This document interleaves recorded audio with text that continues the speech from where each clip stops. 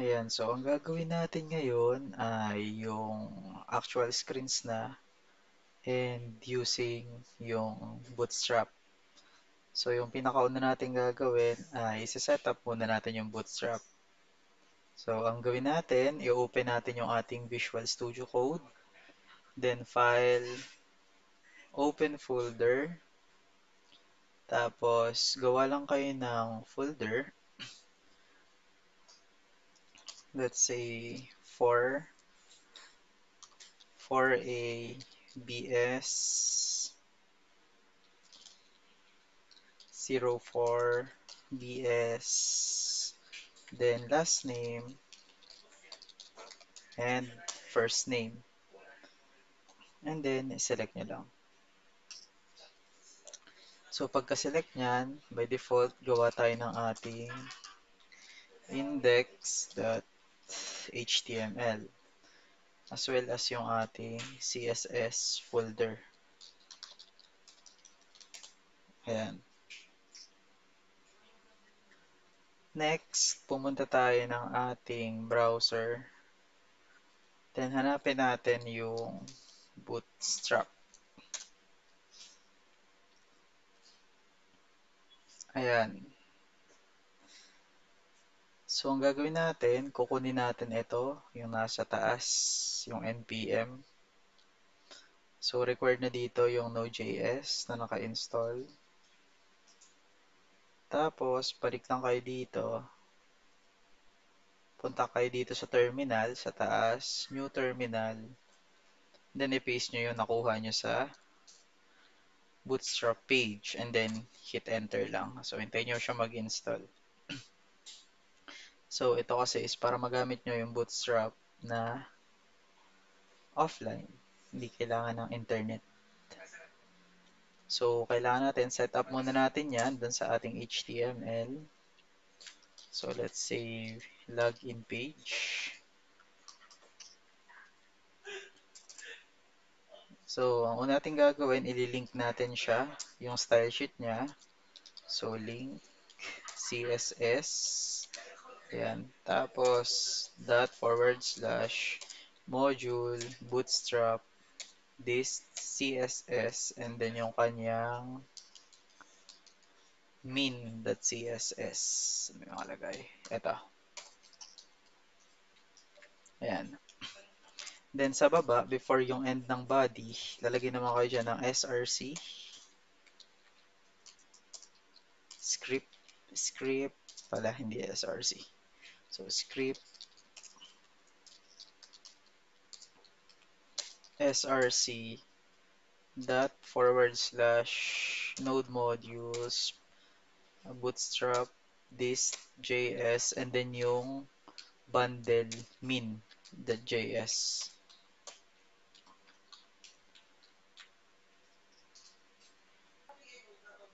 Ayan. So, next na gagawin natin ay i-layout na natin yung ating login. So, dito, para sa custom CSS, gawa na tayo ng link. Tapos, /css and style.css. Tapos, kumuha tayo ng font na gagamitin natin. Google Fonts. Tapos, dito, kuha lang tayo dito ng font na gagamitin natin. So, in my case, Roboto. So, get embed code. And, kunin natin tong at import. So, sa CSS natin siya ilalagay dito sa kataasan. Ayan. So, dito, maglagay lang tayo ng root.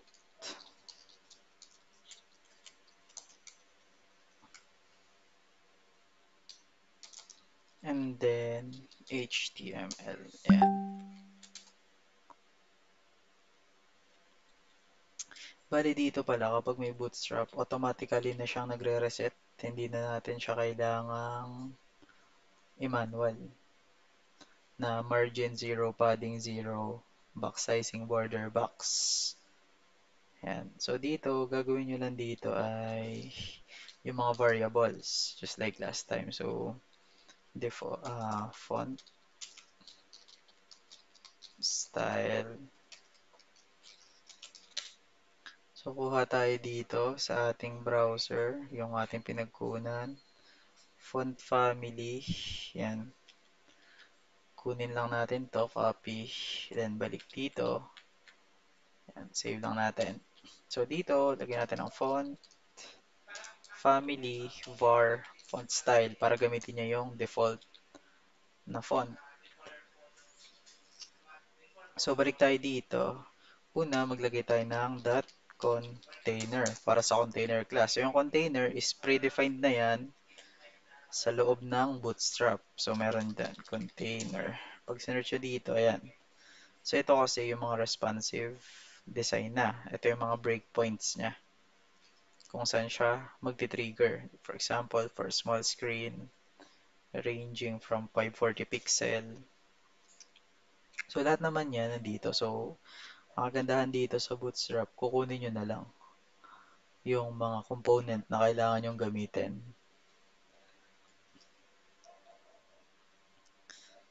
So, ayan, meron na rin dyan mga forms. Like for example, ito, mga text box, and different sizes and layouts. Yan. So, kompleto na dito. Gagamitin na lang. Mas mabilis to kaysa yung vanilla na paraan.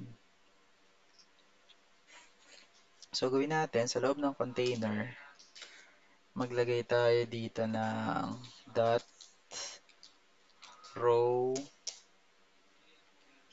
then dot column. So, itong row and column, ito yung grids ng ng Bootstrap. So, yan, for example, grids.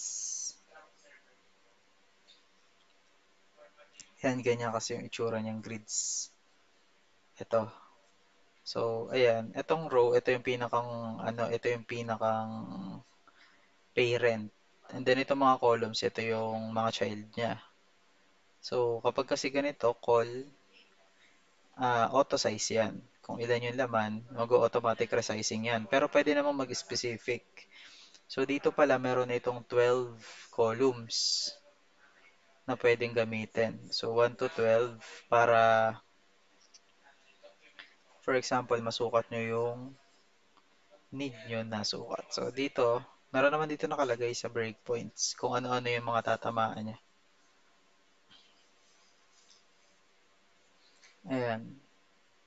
So, basta mayroon yan 12 na imaginary columns na siya yung nagsiset nung layout.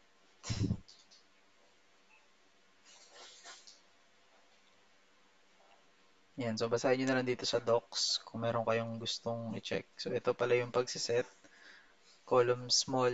So, kapag nasa small breakpoint siya, 3 yung kakainin niyang part. So, like, kunwari, dito.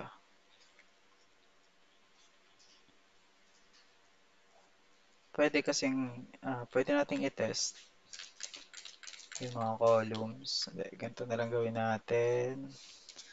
Dot call times 12 para ma-demo natin. So, sa class, meron din na tong predefined colors na pwedeng gamitin. Check nyo dito sa colors. Ayan. Then, ready to use na yan.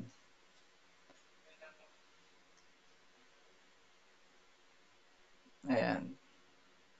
So, pwede na kayong dito rin mismo kumuha ng mga color palettes. So, punta kayo dito. Like, kunwari, ito is BG Success. Ito ay green. BG Warning. Ito ay yellow. BG, ano pa ba? Info, blue. BG Primary. Ito yung darker color ng blue. Meron din na BG Secondary, which is yung gray. So, check muna natin kung nagwo-work ba siya. Open natin via live server. Hindi siya nag-apply. Container. Wait, wait, wait.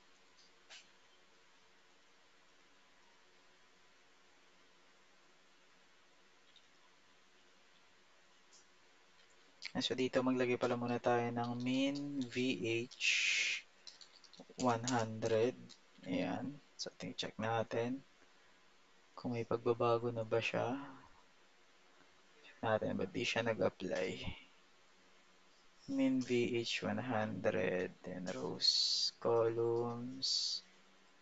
Ayan. Kailangan pala may height siya na nakalagay para mag-trigger. So dito natin to isama. Check natin. Ayan. So meron na siya. So tatanggalin na pala natin to. Pwede palang direct na lang. So ito yung VH100 minimum height na VH100. So ayan, yung itsura niya. Yan yung mga columns. So check ulit natin. Ano pa bang hindi ko nalalagay? BG warning. Yun, BG danger. Ito naman yung para sa mga red. So 1, 2, 3, 4, 5, 6. So copy lang natin to dito. Then repaste natin. So ayan yung imaginary na 12. Yan yung 12 columns na default ng Bootstrap para mag-define ng layout. So, ayan. So, since yun yung gagawin natin, ang gawin natin sa kanya, row, tapos dot, call, yung default niya ay 12. So, ibig sabihin, kapag yung screen niya ay hindi na namimit, yung minimum sizing, papasok siya sa 12. So, next, pwede naman tong combination. So, call MD. Pwede natin siyang lagyan ng, I think, 8. Tapos, ay, small pala to. Call SM, 10, call MD, 7. 7 rows yung kakainin niya. So, call LG.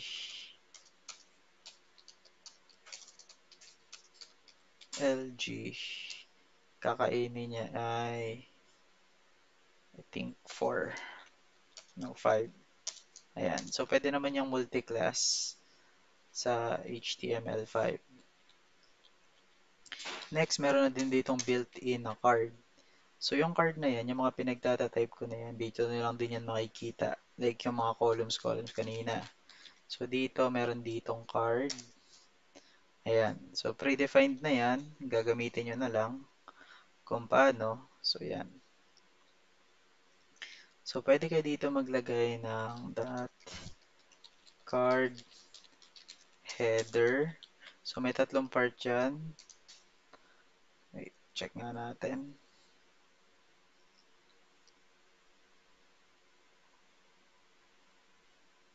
Saan na yung card? Ayan.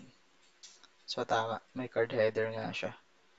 So, pwedeng card header, card body, which is yung container ng mismong content. So, sa header, dito kayo pwede maglagay nung logo nyo. For example, um,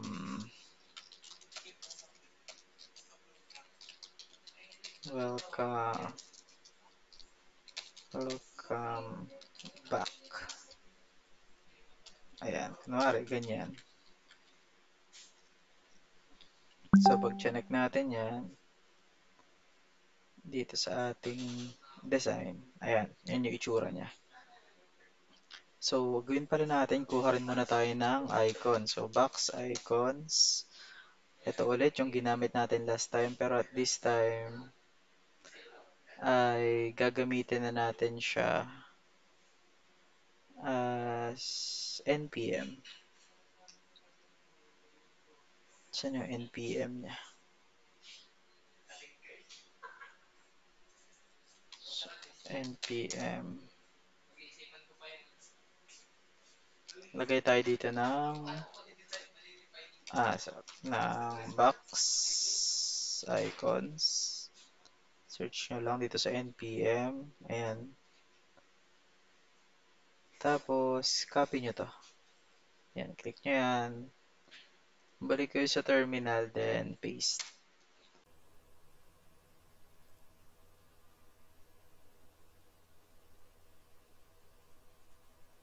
Ayan, so tapos na mag-install yung ating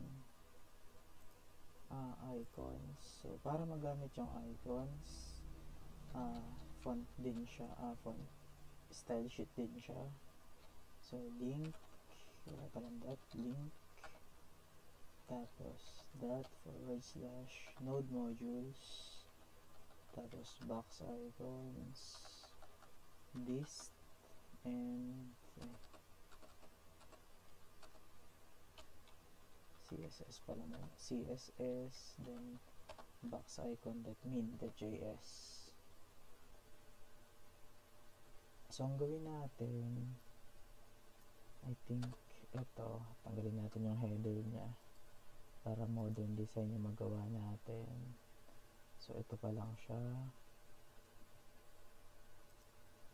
Ang gawin natin, siguro ito gawin natin tong 10, 7. So, check lang natin kung maganda na ang sukat.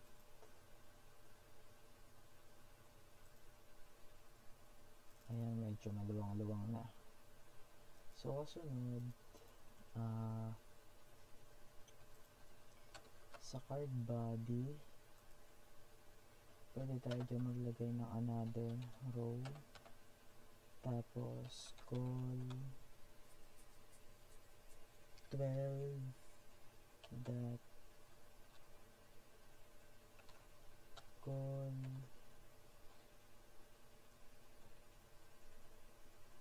MD or medium. Kapag nasa medium breakpoints, magiging to siya. And call LG, or kapag large, so 7 minus 12, 5 siya. Ayan.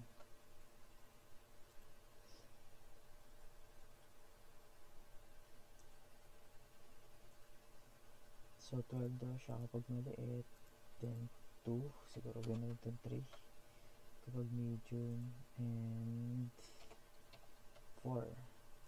So gawin lang natin dito, dalawahin natin siya since dalawang column. So kapag lumit daw 12, so kapag medium 8, so kailangan lang pag napag-plus nyo to ay nag-i-equal sa 12. Ayan.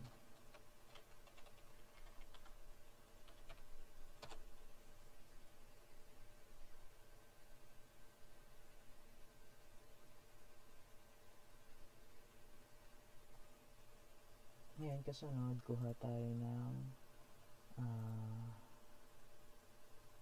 image na pwede nating magamit. So, like, kunwari, maganda. Space, wallpaper, free. Yan. So, check natin. Space, cartoonize, wallpaper. So, kuha na lang tayo ng libre. So, syempre, yung design na gagawin nyo is base dun sa design nyo talaga. So, it's not necessary na kamukha nito since this is my design na for demonstration purposes lang. Ayan. Extract ko lang to.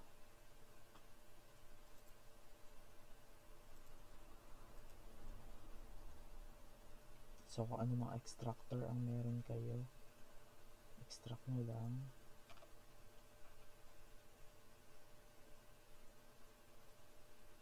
Saan napunta?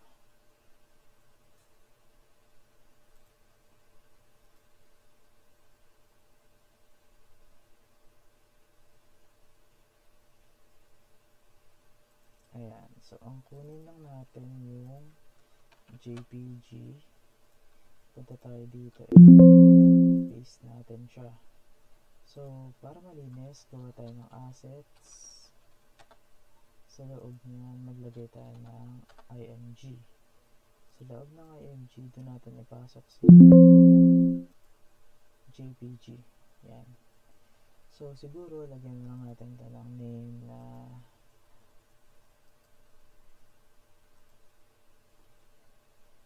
BG. Yan, BG na lang, .jpg. Tapos, ang gagawin natin sa kanya, maglalagay tayo ng image tag.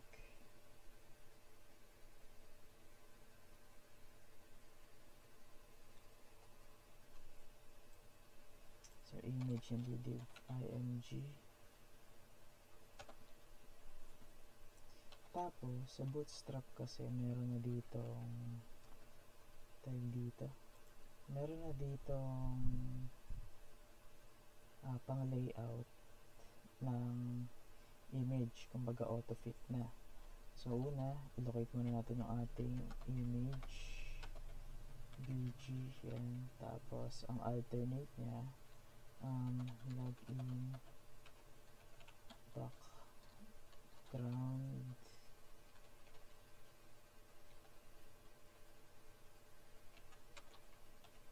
Ayan. Tapos sa classes naman niya, so sa class,